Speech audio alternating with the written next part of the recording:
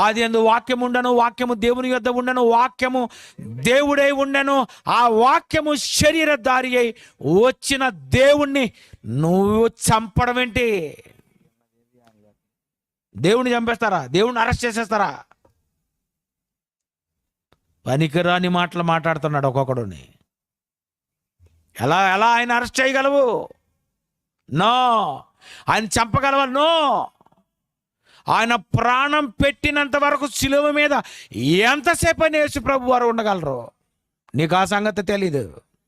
40 రోజులు ఉపవాసం చేసిన కెపాసిటీ కలిగిన బాడీ అది. నీలాగనుకున్నవేటి? ఉపవాస ప్రార్థన చెప్పి సాయంత్రం 4 గంటల శుభ్రం చిత్తగూడేస్తావు. యేసుప్రభు అంటే ఎవరు అనుకున్నారు? ఒక్కరోజు ఉపవాసం చేయలేవు, 3 రోజులే ఉపవాసం చేయలేవు. 40 దినాలు ఉపవాసం చేయడం అంటే ఏమనుకున్నారు? ఆయన ఆత్మను అప్పగించి ప్రాణము విడిచెను. ఏంటండి యేసు ప్రభు.